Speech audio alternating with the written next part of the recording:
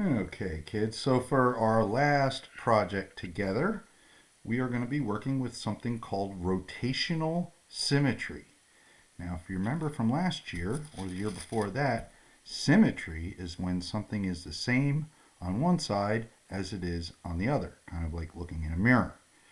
Now, in this case, if you look at this picture right here, in this case, the objects are the same rotating around a center spot. And that spot is called an axis. Just like on a bicycle or a skateboard, the middle part that holds the wheel is called an axle. Okay, and it rotates around that. This is the same thing.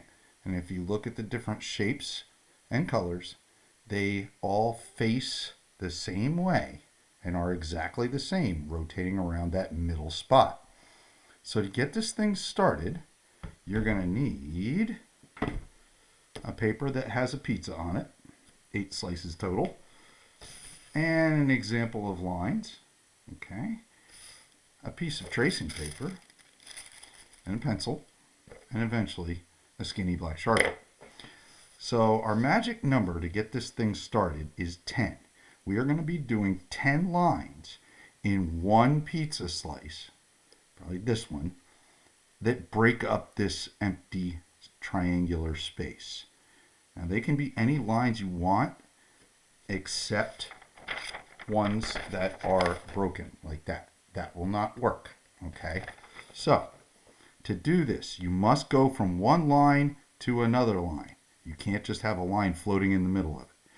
So maybe I want to do a zigzag to start. So you can see it starts at that line, ends at that line. And then I am going to continue to do that until I have 10 lines total. And they can be any kind you want.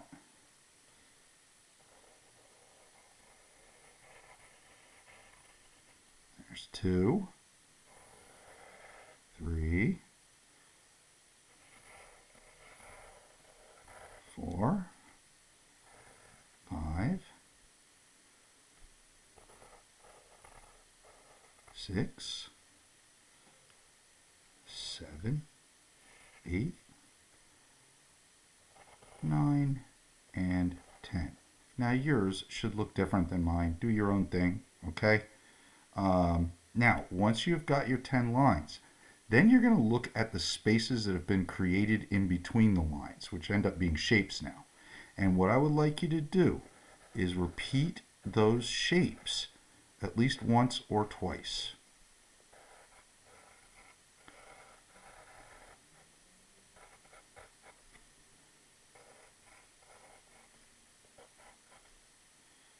Some of these things can get quite small, and that's okay.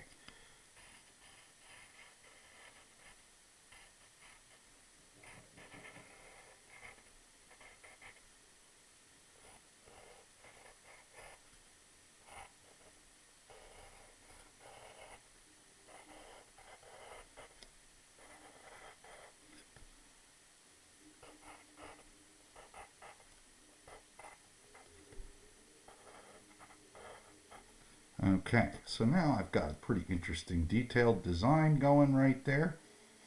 Okay, I'm happy with that. It followed my instructions of 10 lines and then shapes kind of in between them. Now what I'm going to do is I'm going to take the tracing paper, I'm going to place it over the shape. And I'm going to trace all the things that I just did. And I cannot let the tracing paper move.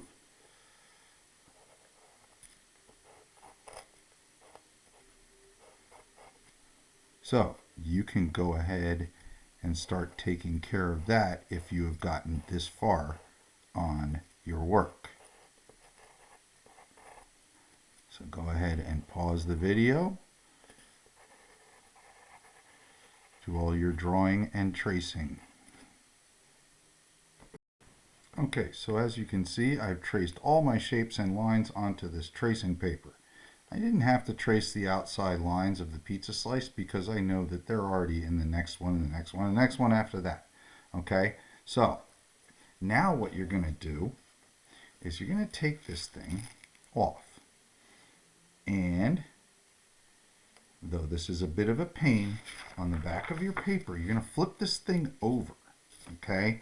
And you're going to stay right on your lines and go over every single thing so you get pencil on the back of it.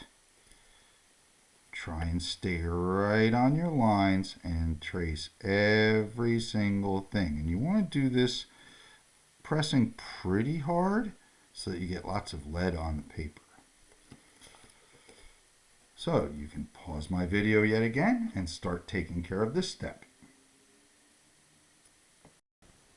Okay, so I've managed to trace everything on my little piece of tracing paper there.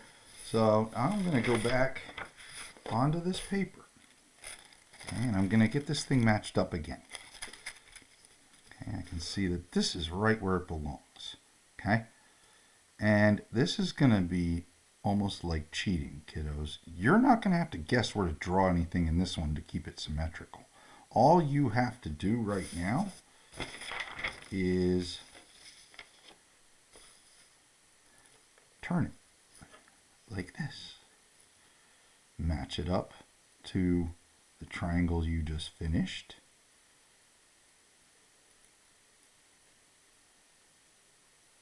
As best as you can.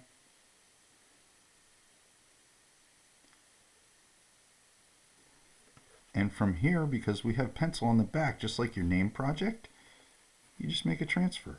Press relatively hard with your pencil, and everything that you trace will transfer onto your good paper. It's almost like cheating. You don't have to redraw anything. The key is not letting this thing move, okay? If you would like it to tape it down, you are more than welcome to get tape from the front of the room. But as I work, all of this pencil marks are getting transferred onto my good drawing paper underneath it. And you'll see this in a second. And there you go. It is there. And you just have to do it dark enough that later on you can go over it with a Sharpie. You don't have to go back over it with your pencil, the whole thing.